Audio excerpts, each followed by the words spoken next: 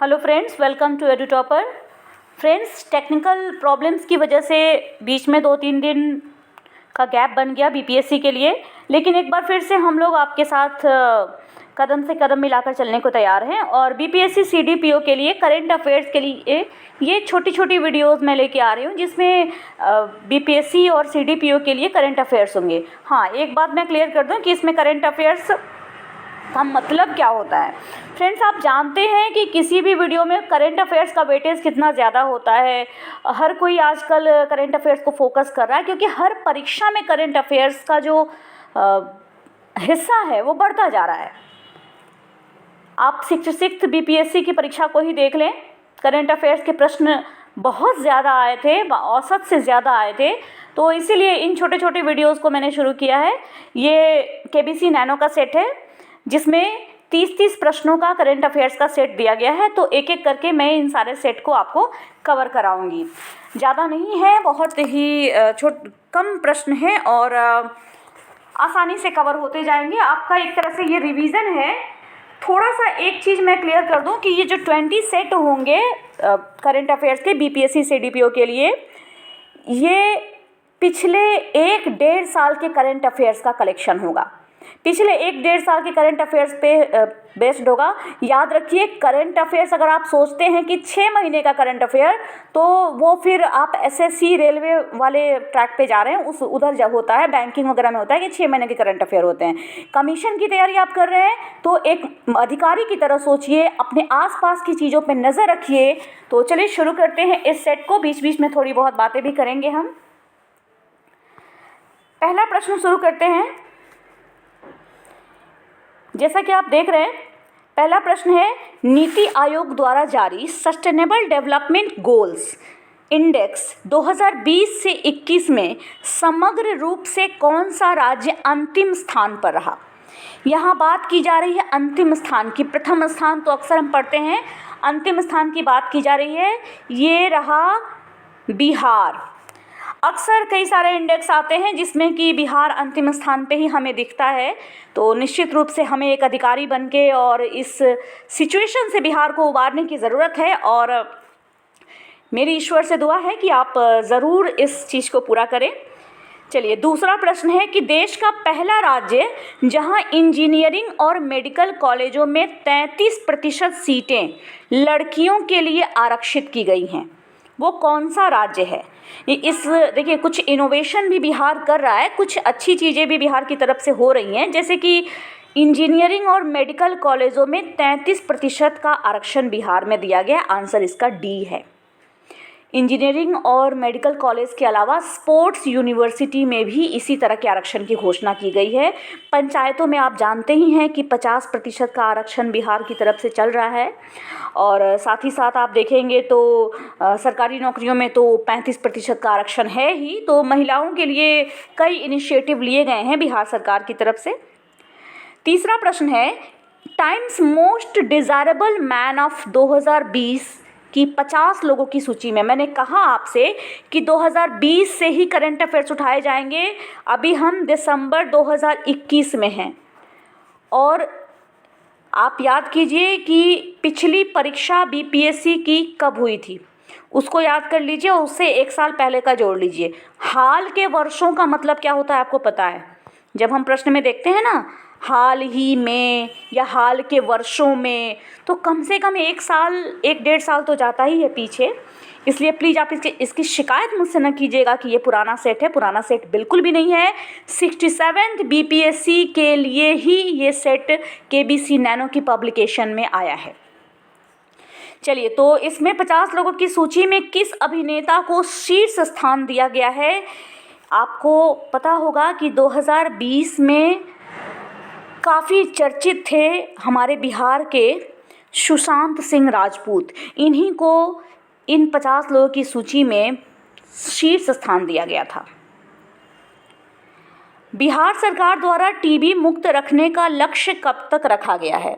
बिहार सरकार के द्वारा टीबी मुक्त रखने का लक्ष्य रखा गया है 2025 तक।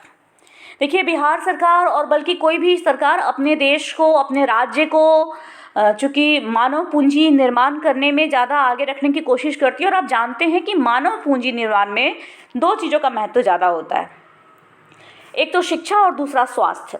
तो शिक्षा पे तो जो हाल है उसकी बात तो करेंगे ही हम। स्वास्थ्य के मामले में भी देखा जाए तो बिहार सरकार इस पे काम कर रही है, इसके लिए विभिन्न प्रकार के लक्ष्य निर्धारित कर रही है। तो टीबी मुक्त करने का लक्ष्य इन्होंने 2025 तक का रखा है। किस लेखक द्वारा लिखित पुस्तक 1235 किलोमीटर लॉन्ग जर्नी होम में बिहार के 7 प्रवासी श्रमिकों की यात्रा का वर्णन है? ये किस लेखक ने किताब लिखी है? बहुत ही चर्चित किताब ये रही थी। इसको लिखा था विनोद कापड़ी ने। विनोद कापड़ी ने इसको लिखा था। देखिए बहुत सारे प्रश्न इस सेट में आपको ऐसे मिलेंगे जो आपकी आंखों से छूट गए होंगे, बहुत सारे मिलेंगे जो चर्चित हैं, बहुत सारे छूटे हुए प्रश्न भी मिलेंगे आपको। बिहार में कहाँ पर एशिया का पहला डॉल्फिन और सिस्मिक रिसर्च सेंटर खोला जा रहा है? पहला डॉल्फिन और सिस्मिक रिसर्च सेंटर खोला जा रहा है पटना में। बिहार में एशिया का पहला डॉल्फिन, ये बहुत महत्वपूर्ण प्रश्न है क्योंकि जो पहली बार हुआ होता है राज्य में कोई काम देश में तो महत्वपूर्ण हो ही जाता है, और ये तो पूरे महादेश का पहला है। आगे बढ़ते हैं। पटना उच्च न्यायालय ने हिंदी अंग्रेजी के अलावा और किस भाषा में याचिका स्वीकार करने की मंजूरी दी है? सही उत्तर है इसका मैथिली। मैथिली भाषा में पटना उच्च न्यायालय ने याचिका स्वीकार करने की अनुमति दी है। हालांकि हिंदी और अंग्रेजी में तो याचिका स्वीकार की ही जाती है, इसके साथ ही साथ मैथिली भाषा में भी याचिका स्वीकार करने की मंजूरी मिल गई है। 8वें प्रश्न पे चलते हैं। स्वाधीनता आंदोलन और बिहार नाम के पुस्तक के लेखक कौन हैं? स्वाधीनता आंदोलन और बिहार महत्वपूर्ण प्रश्न है और महत्वपूर्ण पुस्तक भी है, आपकी परीक्षा के लिए भी महत्वपूर्ण हो सकती है पुस्तक। ठीक है, इसके लेखक कौन है? इसके लेखक हैं जियालाल आर्या। जियालाल आर्या। पूर्वी भारत का पहला आर्टिफिशियल इंटेलिजेंस सेंटर बिहार के किस जिले में खोलने की अनुमति दी गई है? ये भी महत्वपूर्ण प्रश्न है। पूर्वी भारत का पहला आर्टिफिशियल इंटेलिजेंस सेंटर बिहार के किस जिले में खोलने की अनुमति दी गई है? ये अनुमति दी गई है पटना में खोलने की। चूँकि बिहार की राजधानी है पटना, तो आप जानते ही हैं कि किसी भी चीज़ की शुरुआत अक्सर राजधानी से ही की जाती है। हालांकि बिहार में ऐसे कई सारे सेंटर हैं, बहुत सारी चीज़ों की शुरुआत तो भागलपुर में आप देखते हो, कुछ कई चीज़ें गया में शुरू की जाती हैं, आजकल तो राजगीर नालंदा की तरफ भी बहुत सारे इनिशिएटिव हो रहे हैं, लेकिन यहाँ पे उत्तर है पटना। बिहार के किस जिले में खुदाई के दौरान अति प्राचीन बुद्ध की लकड़ी की मूर्ति प्राप्त हुई है? ये प्रश्न तो मैंने अपने सेट में भी शामिल किया था। बिहार के किस जिले में खुदाई के दौरान अति प्राचीन बुद्ध की लकड़ी की मूर्ति प्राप्त हुई है? ये जिला है लखीसराय। एक नाले की खुदाई के दौरान ये मूर्ति प्राप्त हुई। 2019 में भारत वैश्विक कृषि निर्यात में 3% एक की हिस्सेदारी के साथ किस स्थान पर है? 2019 की बात की जा रही है। निश्चित रूप से ये थोड़ा ज़्यादा पीछे हम चले गए, लेकिन इकोनॉमिक प्रश्न होते हैं वो कभी कभी इस तरीके के पलटवार कर देते हैं। 2019 में ये स्थान रहा भारत का 9वां स्थान। ये कृषि निर्यात की बात की जा रही है, वैश्विक कृषि निर्यात, ग्लोबल एग्रीकल्चरल एक्सपोर्ट। यांग कियान ने महिलाओं की 10 मीटर एयर राइफल में टोक्यो ओलंपिक का पहला स्वर्ण पदक जीता है। वो कौन से देश की हैं? टोक्यो ओलंपिक बहुत चर्चा में रहा था। इसमें 10 मीटर एयर राइफल में यांग कियांग ने ओलंपिक का पहला स्वर्ण पदक जीता। ये हैं जापान की, डी जापान। किसे सुरभि ई टैग के द्वारा पहचाना जा सकता है? सुरभि ई टैग, देखिए प्रश्न इस तरह से भी आ सकता है कि हाल ही में चर्चा में रहा सुरभि ई टैग किससे संबंधित है? ठीक है, तो सुरभि ई टैग किसके द्वारा पहचाना जा सकता है? ये पहचाना जा सकता है थूथन आधारित मवेशी। कुछ जो मवेशी जिनके फेस का कुछ अलग शेप होता है, थूथन आधारित मवेशी, आई थिंक अगर बिहारी भाषा से थोड़े भी आप परिचित हैं तो आप समझ रहे होंगे।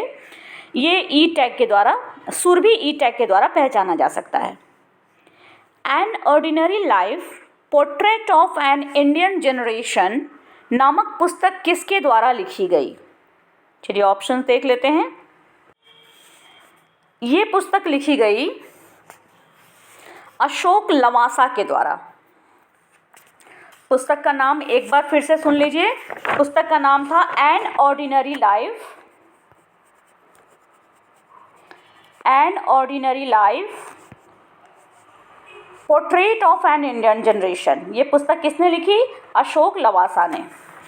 गुजरात कॉडर के किस वरिष्ठ आईपीएस अफसर को दिल्ली पुलिस का नया आयुक्त बनाया गया है? ये भी कुछ समय पहले बनाया गया और काफ़ी ये चर्चित रहे थे। राकेश अस्थाना, काफ़ी चर्चित नाम है, बहुत ही चर्चित नाम रहा है ये। अक्सर सीबीआई के चेयरमैन के संबंधित, जब सीबीआई के डायरेक्टर संबंधित जब प्रश्न पूछे जाएंगे तो ये आपको ऑप्शन में मिल जाएंगे। 25 जुलाई 2021 को केंद्रीय मंत्री ने सोहरा यानी चेरापूंजी में ग्रीन सोहरा वनीकरण अभियान लॉन्च किया। ये कौन से केंद्रीय मंत्री थे? ये थे हमारे गृह मंत्री अमित शाह। देखिए मैंने कहा ना आपसे, ये पूरे कलेक्शन है काफ़ी समय के, पिछले 1.5-2 साल के करंट अफेयर्स का एक कलेक्शन है, एक निचोड़ टाइप का है। देखिए 2021 भी आपको इसमें मिल गया। ग्रीन सोहरा वनीकरण अभियान किसने लॉन्च किया? अमित शाह ने। जैसा कि यहाँ से क्लियर है, वनीकरण अभियान है, अफॉरेस्टेशन का ये कैंपेन है। 25 जुलाई 2021 को यूनेस्को के किस राज्य में स्थित हड़प्पा युग के महानगर धौलावीरा को विश्व धरोहर सूची के 40वें स्थल के रूप में शामिल किया गया? ये शामिल किया गया धौलावीरा को। धौलावीरा कहाँ है? गुजरात में है। ये 40वें स्थल के रूप में शामिल हुआ, विश्व विरासत स्थल, आप जिसे वर्ल्ड हेरिटेज साइट भी कहते हैं। इसके साथ ही साथ एक मंदिर को भी शामिल किया गया। वो मंदिर का नाम है रामप्पा मंदिर। ठीक है, रामप्पा मंदिर। ये कौन से स्टेट में है ये आप बताएंगे मुझे कमेंट बॉक्स में। बिल्कुल। भारत के किस पूर्व महान बैडमिंटन खिलाड़ी का 88 वर्ष की उम्र में निधन हो गया? भारत के किस पूर्व महान बैडमिंटन खिलाड़ी का 88 वर्ष की उम्र में निधन हो गया? ये खिलाड़ी थे नंदू नाटेकर।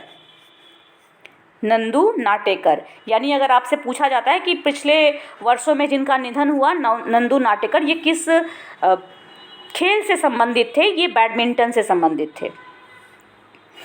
26 जुलाई 2021 को किस राज्य सरकार ने शुद्ध पेयजल उपलब्ध करवाने के लिए ड्रिंक फ्रॉम टैप योजना को शुरू किया है? ड्रिंक फ्रॉम टैप योजना ये शुरू किया गया है ओडिशा सरकार के द्वारा। ओडिशा सरकार, ठीक है। ओडिशा की राजधानी कहाँ है? ओडिशा की राजधानी भुवनेश्वर। साथ ही यहाँ का एक फेमस नृत्य है जिसे हम ओडिशी कहते हैं। 20वां प्रश्न है, अंतर्राष्ट्रीय मुद्रा कोष ने वित्त वर्ष 2021-22 के लिए देश की जीडीपी ग्रोथ रेट को कितने प्रतिशत रहने का अनुमान लगाया है या लगाया था? 21-22 अभी यही वित्त वर्ष चल रहा है, इसके लिए क्या अनुमान लगाया गया है? इसके लिए 9.5% रहने का अनुमान लगाया गया है देश की जीडीपी ग्रोथ को। काफ़ी महत्वपूर्ण प्रश्न ये हो सकता है कि ये ऐसे प्रश्नों में से आ जाए जिसे आपने पुराना समझ के इग्नोर कर दिया हो और यही आपके सामने परीक्षा में स्पष्ट आके खड़ा हो जाए। चलिए आगे बढ़ते हैं। ओलंपिक में पहली बार शामिल हुई स्केटबोर्ड स्पर्धा में इनमें से किस 13 साल की जापानी छात्रा ने गोल्ड मेडल जीता? इस गोल्ड मेडल को जीतने वाली 13 साल की जापानी छात्रा, इनका नाम था निशिया मोमोजी। ये मात्र 13 साल की हैं और इन्होंने पहली बार स्केटबोर्ड स्पर्धा में गोल्ड मेडल जीता है। किस देश में हिंसक प्रदर्शन के बीच राष्ट्रपति कैस सैयद ने संसद भंग कर प्रधानमंत्री हिचेम मेचिची को उनके पद से बर्खास्त कर दिया? ये हाल ही में हुआ है ट्यूनीशिया में। कुछ समय बीत गया, कुछ हाल ही के वर्षों में हुआ है, कहने का मतलब मेरा। ट्यूनीशिया में ये हुआ। उत्तर प्रदेश के मुख्यमंत्री योगी आदित्यनाथ ने जनता से संवाद के लिए कौन से पोर्टल को लॉन्च किया? उत्तर प्रदेश के मुख्यमंत्री हैं योगी आदित्यनाथ। ये तो वेल नोन है आप सभी इस बात से। और इन्होंने जिस पोर्टल को लॉन्च किया है, ये पोर्टल है up.mygovernment.in, up.mygovernment.in। अगले प्रश्न पे चलते हैं। यूनेस्को ने तेलंगाना के किस मंदिर को 39वां विश्व धरोहर स्थल के रूप में शामिल किया है? यूनेस्को ने तेलंगाना के किस मंदिर को, अभी मैंने ये प्रश्न पूछा था जस्ट, और देखिए ये प्रश्न ही आ गया यहाँ पे। ये शामिल किया गया है रामप्पा मंदिर को, रुद्रेश्वर मंदिर भी इसको कहते हैं। तो अब तो आप जान ही गए होंगे कि इसका उत्तर क्या है, तेलंगाना। और जो नहीं जानते होंगे वो भी जान गए होंगे, जो जानते होंगे वो मन ही मन खुश हुए होंगे कि चलो मैं सही था। एंड आई होप कि आप कॉन्फिडेंट भी थे। अगला प्रश्न है, विश्व कैडेट चैंपियनशिप में 73 किलो भार वर्ग में किस भारतीय महिला पहलवान ने स्वर्ण पदक जीता? ये स्वर्ण पदक जीता हमारे भारत की प्रिया मलिक ने। प्रिया मलिक विश्व कैडेट चैंपियनशिप में इन्होंने 73 किलो भार वर्ग में स्वर्ण पदक जीता। किस राज्य सरकार ने शिक्षा के क्षेत्र में आपदा प्रबंधन विषय की अनिवार्यता को घोषित किया है? आपदा प्रबंधन के विषय को अनिवार्य विषय बनाने की घोषणा की है। ये किया है हाल ही में ओडिशा ने। हालांकि आपदा प्रबंधन तो मुझसे पूछा जाए तो ये एक ऐसा विषय है ना जो बिल्कुल ही शामिल होना चाहिए। आपदा प्रबंधन में बहुत सारी चीज़ें आती हैं, चाहे वो कोविड-19 जैसी महामारी के बीच में मैनेजमेंट करना हो, या फिर लोगों को सेल्फ डिफेंस के उपाय बताने हो, या किसी सिचुएशन से लड़ने की चीज़ें सिखानी हो। बहुत सारी चीज़ें आपदा प्रबंधन के अंडर में आती हैं, जो मेरे हिसाब से तो बहुत महत्वपूर्ण विषय है। और ये एनसीईआरटी को भी अपने सिलेबस में शामिल कर लेना चाहिए, अनिवार्य विषय बना देना चाहिए इसको। खैर देखते हैं क्या होता है। वेट लिफ्टर मीराबाई चानू ने टोक्यो ओलंपिक में 2020 में 24 जुलाई को कौन सा पदक जीतकर इतिहास रचा है? मीराबाई चानू ने जीता है रजत पदक। ठीक है, प्रश्न था कि वेट लिफ्टर मीराबाई चानू ने टोक्यो ओलंपिक 2020 में 24 जुलाई को कौन सा पदक जीतकर इतिहास रचा? इन्होंने रजत पदक जीता। अगला प्रश्न है, किस देश ने स्पेस राइस की अपनी पहली फसल की कटाई की है? भाई स्पेस राइस की बात है तो चांद पे कपास की फसल उगाने वाला देश जो है उसी ने स्पेस राइस की भी कटाई की है। ये कौन सा देश हो सकता है? निश्चित रूप से चीन है, चाइना है। अगला प्रश्न है, डीआरडीओ ने सतह पर मार करने वाली किस नई पीढ़ी की मिसाइल का सफल परीक्षण किया? इसका उत्तर है आकाश। आकाश जो मिसाइल है ये सतह पर मार करने वाली, ठीक है, सतह से सतह पे मार करने वाली ये नई पीढ़ी की मिसाइल है जिसका सफल परीक्षण डीआरडीओ ने किया है। ये हमारी स्वदेशी मिसाइल है। और अंतिम प्रश्न है हमारा कि अंतर्राष्ट्रीय ओलंपिक समिति आईओसी ने साल 2032 में होने वाले ओलंपिक की मेजबानी के लिए कौन से शहर को चुना है? इन्होंने चुना है ब्रिस्बेन को। ब्रिस्बेन, अब ब्रिस्बेन कौन से देश में है यही मुझे बता दीजिए आप लोग कमेंट बॉक्स में, ठीक है। और फिर 2 दिन बाद मैं इसको लिख के पिन कर दूंगी।